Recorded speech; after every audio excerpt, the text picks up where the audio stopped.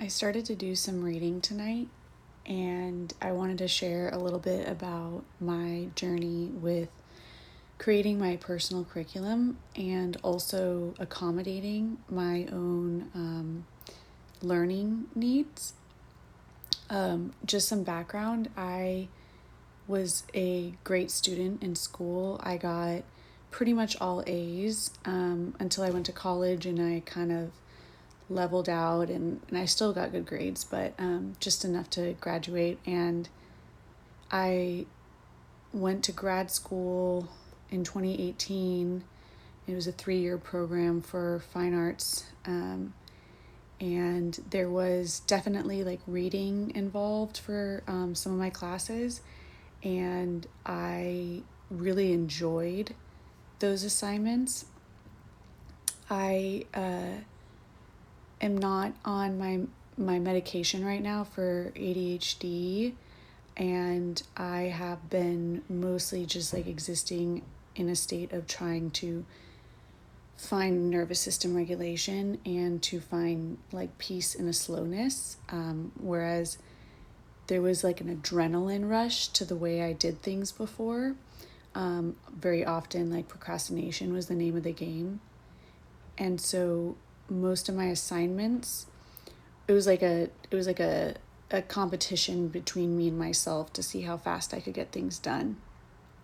And I was never like, no one ever kind of thought that I might have any learning disabilities.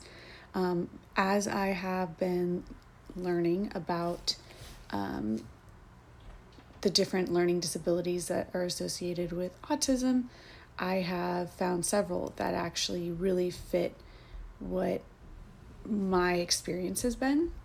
And because of my rigidity in how I understood these terms before, it meant that I never was able to like claim them and be like, oh, this is something that I have. And one thing that I have realized today was that I have a really hard time with reading books for a specific purpose. Growing up, I loved reading fiction books. I loved it. I worked at a library for a little while. I read Harry Potter, and like that was something that was really a big part of my life growing up. And there was a huge fantasy element to all of that I really lived in for a long time. And now, as I'm working through these books that I have, I'm realizing haven't really read all the way through, but I consider them my Bibles. 2 of them I read all the way through, but specifically the one that I'm trying to work with tonight is CPTSD by Pete Walker.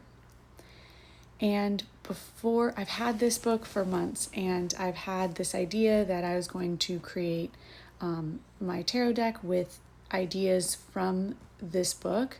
Part of the tarot deck was going to be created from this book. Part of it was going to go from Women Who Run with the Wolves. Other part is going to be Atomic Habits. Another part was going to be Creative Act, Way of Being. And the last one was going to be Self-Care for Autistics.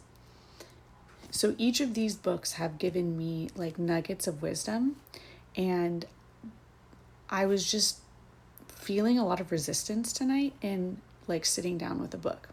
And I had all my like gear out. I had my highlighters, I had my little sticky notes, and I decided at a certain point to just go and like record a voice note just about what was going on in my head. And then what I did is I took that voice note and I gave it to ChatGPT, and we discussed it and came up with a good plan. So the plan that I'm going to do is I'm going to create a class or curriculum for one book at a time. At the beginning, I had all 5 of those books lumped into this idea that I was going to create a tarot deck.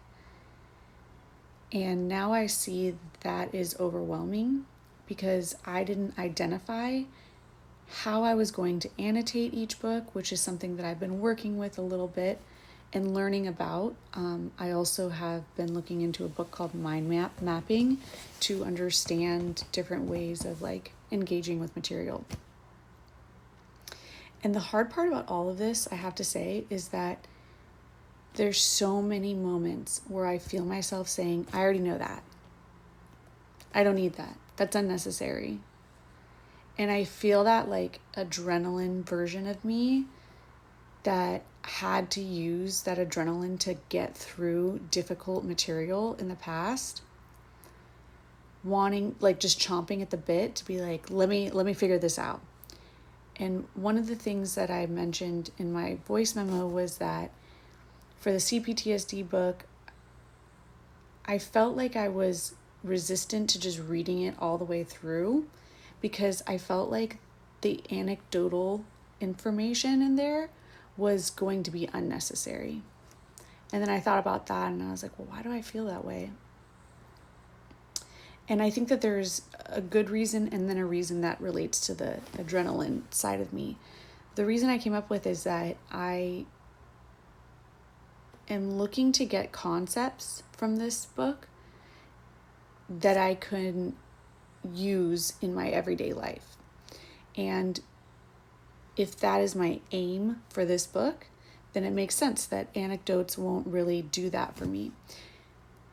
If I am looking at concepts and I am not fully understanding a concept, then I will go in and look at the story that they present as an example. I also just remember that I read a couple books, one that was life-changing, Adult Children of Emotionally Immature Parents. And that one, by its nature, needed to have a lot of stories in there. But I just remember getting like triggered, and I didn't realize that's what was happening at the time. I was getting triggered by the stories because they were pretty glaringly showing me that what I was experiencing in my own life that I had not identified as emotional abuse up until that point was emotional abuse and neglect. So what I decided is that I'm going to it's like so hard for me to like do these things. I feel like I'm a kid and I'm like, that's for babies. But it's like I went through the contents, the table of contents, and then I'm going to read through a chapter, kind of skimming it. And that is to kind of get myself acquainted with what's in there.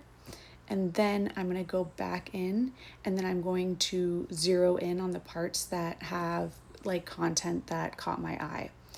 I am going to also use my highlighter, and I have to be really detailed and descriptive about this because otherwise, if there's any areas for me to not know what I'm doing, that is where I will procrastinate. That's where it shows up. So my highlighting will include one color for the general overall view of like what CPTSD is, and then another color will represent quotes that really resonate, and then another color will represent the kind of like stages that are going through. I'm going to use a like sticky notes to identify things that might be helpful for my tarot deck, and I've given myself 2 to 3 chapters to decide how I want to take notes, because part of me wants to take notes on the computer and just kind of type it out. But another part of me wants to take my time with this and really create a nice notebook of my information from it. It sounds weird, but that's like how I want to relate to this. And it's almost like I am now finding a way to create a ritual around reading information that is nonfiction, that is informative, and that has the potential to be triggering. And then what I'm going to do is I'm going to share my learnings in a video as my kind of like, as I go throughout.